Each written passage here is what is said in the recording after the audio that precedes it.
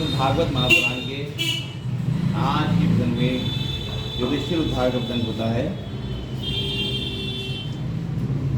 धृतराष्ट्र के उद्धार के पश्चात श्री कृष्ण की भौतिक स्थिति को जानने के लिए युधिष्ठिर कभी अर्जुन और कभी भीमसेन को द्वारिका भेजा करते थे। इस समय जब 7 महीने का समय बीत गया और द्वारिका से अर्जुन वापस नहीं लौटे और हस्तिनापुर में भी उपद्रव हो रहे थे, इसको देख कर के युधिष्ठिर ने अनुमान लगाया कि निश्चय ही अब कलयुग का प्रवेश हो गया है और भगवान श्री कृष्ण अपनी लीला का संवरण करने ही वाले होंगे। तभी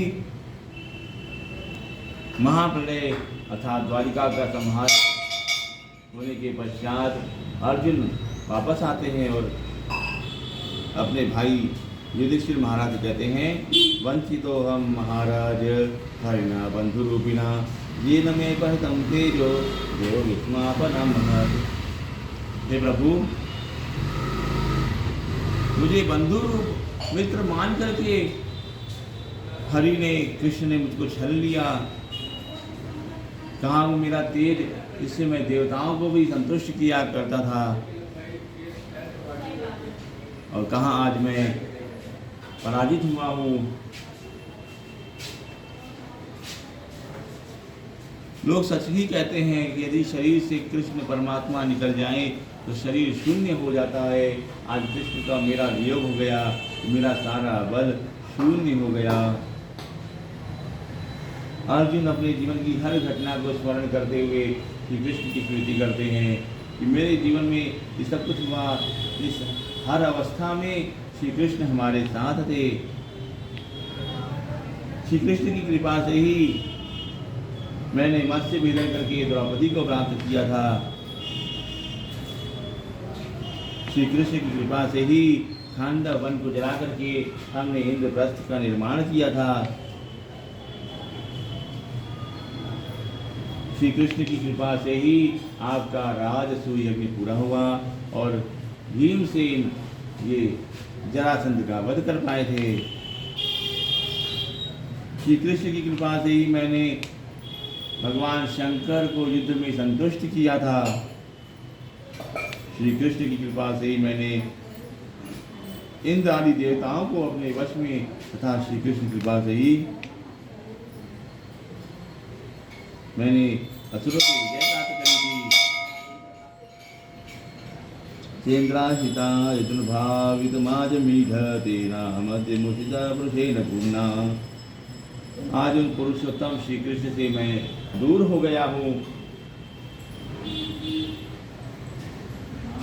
युद्ध में कई वीरों ने अपने कई रथ बदले, कई धनुष बदले, परंतु मैं एक ही युद्ध, एक ही धनुष और एक ही रथ से मैंने पूरा कुरुक्षेत्र का युद्ध लड़ा।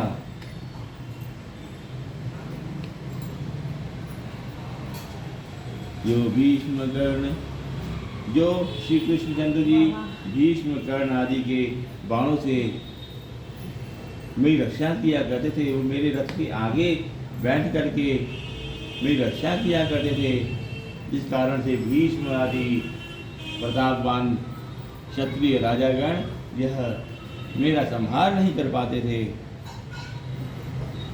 कुछ कुमति को तो देखो, मैंने उनका वर्ण एक रथ हाँकने वाले कर्म में किया, पर वो भी पिता की तरह, जैसे पिता अपने पुत्र की हर इच्छा को पूर्ण करता है, पुत्र के मंगल के लिए तत्पर रहता है, वे भी मेरे मंगल के तत्पर रहते थे।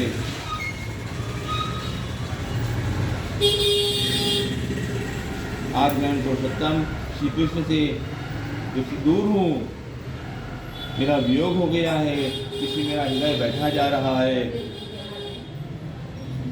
कुछ दुर्बल गोपों ने मुझे आज पराजित कर दिया।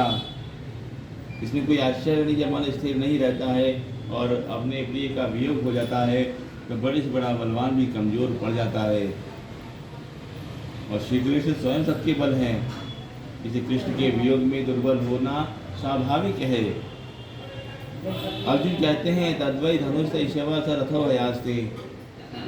मेरा वही धनुष है, वही मैं योद्धा हूँ, वही मेरे बाण है, मेरा रथ भी वही है, पर आज मेरा सारथी नहीं है, इसलिए आज मैं पराजित हो गया। अर्जुन के मुख से द्वारिका का संहार का प्रसंग सुन करके युधिष्ठिर महाप्रयाण करते हैं। युधिष्ठिर मन ही मन विचार करते हैं, जैसे कोई नाट्य लीला करने के लिए, नाट्य करने के लिए स्वरूप धारण करता है और फिर स्वरूप का त्याग कर देता है। उसी प्रकार से श्री कृष्ण ने भी लीला नाट्य के लिए एक स्वरूप धारण किया और लीला संपूर्ण होने के पश्चात उस स्वरूप का त्याग कर दिया है।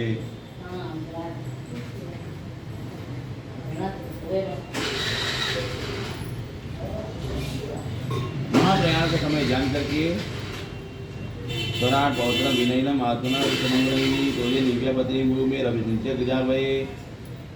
युधिष्ठिर ने परीक्षित को हस्तिनापुर का राजा और श्री कृष्ण के वंशज वज्रनाभ को मथुरा का राजा बनाया और स्वयं अपनी मन वाणी इंद्रियों पे नियंत्रण करके महापथ पे चल पड़े। जब युधिष्ठिर महापथ पे चलने लगे तब उनके साथ ही साथ उनके चारों भाई भीम, अर्जुन, नकुल, सहदेव, साथ में पत्नी द्रौपदी भी महाप्रयाण को चली गई।